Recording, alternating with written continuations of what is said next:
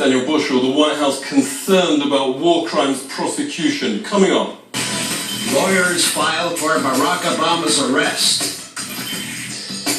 World's top war crimes attorney says he will get George W. Bush. And huge secret wars you're paying for that you don't even know about.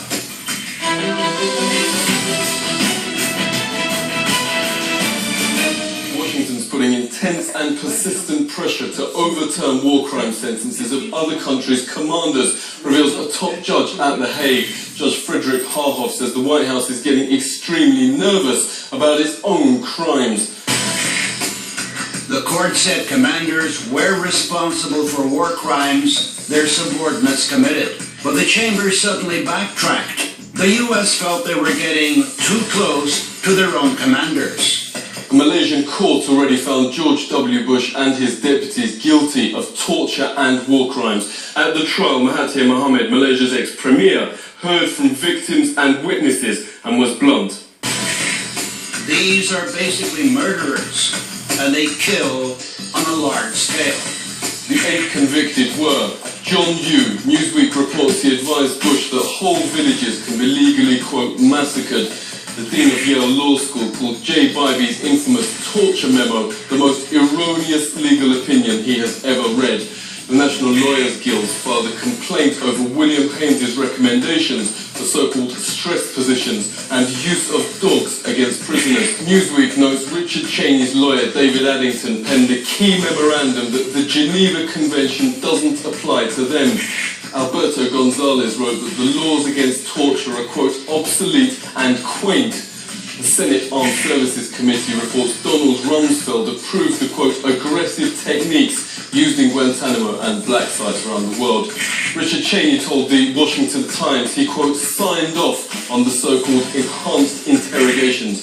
I don't care what the international lawyers say, we're going to kick some, said Bush, notes counter-terrorism head Richard Clark. The world's leading war crimes lawyer was on that prosecution team. Francis Boyle sent President Milosevic to The Hague in 2001. He was the first to bring an Israeli general to court for atrocities against Palestinians. Now his lawsuits around the world against Bush are cornering him, stopping him from travel. Professor Boyle, thanks a lot for joining us. Will you get Bush and co, even if they stay at home? Bush and the rest of them have been advised by their attorneys not to be traveling around the world. We're going to get them here too. They killed about 1.5 million Iraqis. As for U.S. service personnel, Bush and the rest of them murdered about 5,000. That's why I think it's going to take longer, because the offenses were so grave and so extreme compared to Milosevic. What's people's reaction to you closing in on him? I think they'll be rejoicing in the streets when they're brought to justice here in America, and perhaps in other places in the world as well. Certainly Iraq, for what they did in Iraq. There's no question about that. I'm sure there'll be parades over there in Iraq when Bush and Cheney are brought to justice. George W. Bush had to cancel his first trip following the admission in autobiography Decision Points that he ordered waterboarding. He shied away from Switzerland after Swiss MPs worked on a warrant for his arrest with New York's Center for Constitutional Rights. CCR Senior Attorney Catherine Gallagher joins us. Thanks a lot for coming on. Now, the common response is, oh, Bush has contacts, no one can touch him. But you work with lawmakers around the globe. Why is he now cautious of traveling anywhere? The globe is part of this Convention Against Torture. So most of the globe is application to investigate and punish George Bush. Actually, the Obama team reached out to Switzerland and sought assurances that George Bush wouldn't be prosecuted, and that the Swiss response was, we have an independent prosecutor and an independent judiciary. We can't make that promise to you. Cowboy Republic, the 6 ways the Bush gang has defied the law, lists 200 pages of White House crimes. The author of that book is former head of the National Lawyers Guild, Marjorie Cohen. Thanks very much for joining us. What are the 6 ways the Bush gang defied the law? Okay, Daniel, and I just want to say, first of all, that there are many more than 6 ways, but I had to limit it. So that's why I only chose 6, or the book would be as long as an encyclopedia. The first And I think in some ways the most serious is the illegal wars in Iraq and Afghanistan. This is a crime of aggression. Crime of aggression at Nuremberg was to be the supreme international crime. So then the second violation of the law is the torture regime that was set up by Bush officials and their legal mercenaries, John Yoo, Jay Bybee, and other lawyers. Third violation is war crimes, and torture is considered a war crime as well. But the killing of civilians, the targeting of civilians, two of the most notorious instances of war crimes, the Haditha massacre, where U.S. Marines basically executed about 24 men, women, and children in cold blood. It was just horrific at Haditha. And then the Fallujah massacre, which was done in retaliation for the killing of 4 Blackwater mercenaries, civilians were targeted. U.S. soldiers went house to house and took them out and shot them. They shot families crossing the river. Helicopters and snipers shot people. There were unknown numbers, hundreds of people that were killed in Fallujah.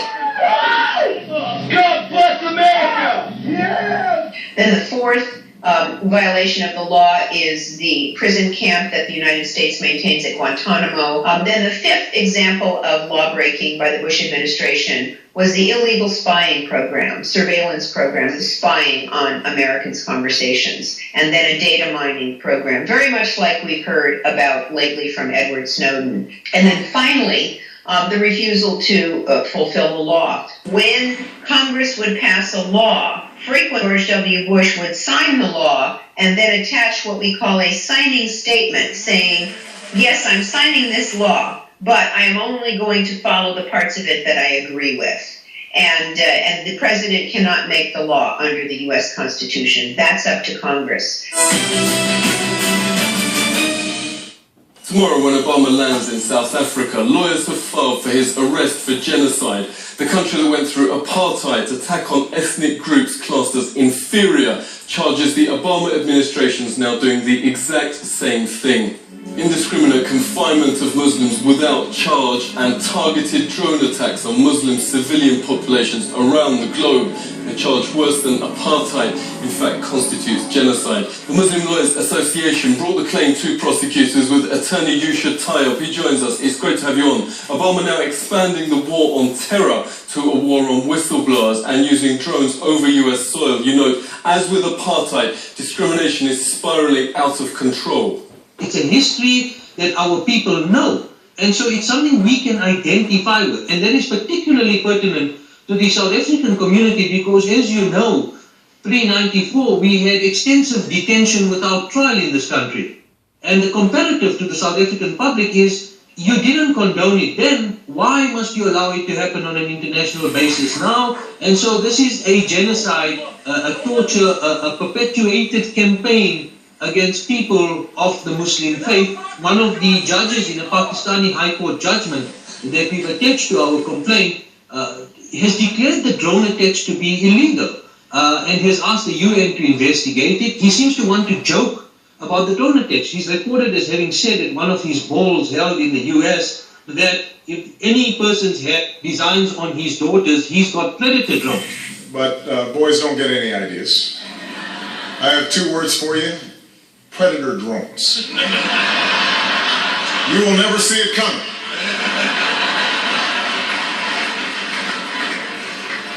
You think I'm joking?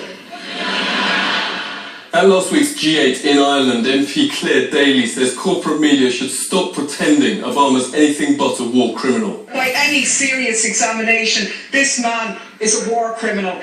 He has just announced his decision to supply arms to the Syrian opposition, including the jihadists, fueling the destabilization of that region and continuing to undermine secularism and knock back conditions for women. And to hell with the thousands more who lose their lives, or the tens of thousands more who will be displaced as this war goes on. This is the man who has facilitated a 200% increase in the use of drones, which have killed thousands of people, including hundreds of children.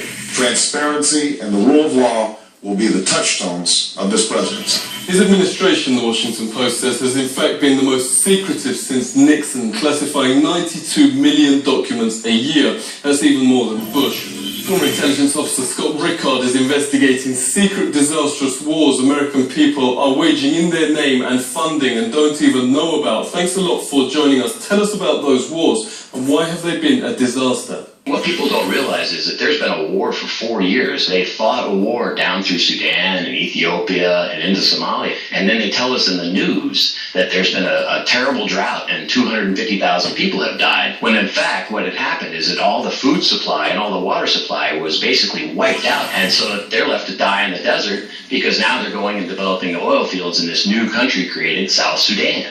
And then when it comes to war crimes using weapons of mass destruction.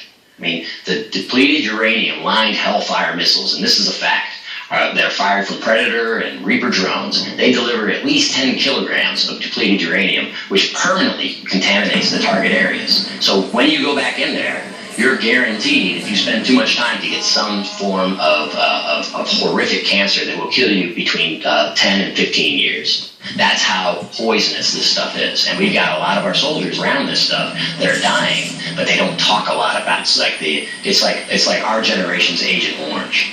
I call Obama the odious. Then you've also got these secret kill lists by Obama. You've got the legal wars in Libya and elsewhere. You've got he started the covert war in Yemen and basically deposed another leader in that country. You've got enormous mercenary presence in Iraq. Sitting presidents are harder to stop. Lawyers say they may have to wait till Obama steps down. Bush and his officials are effectively prisoners in their own country, fearful of arrest if they travel abroad. For the victims of their crimes, that's not punishment enough. This is The Truth Seeker.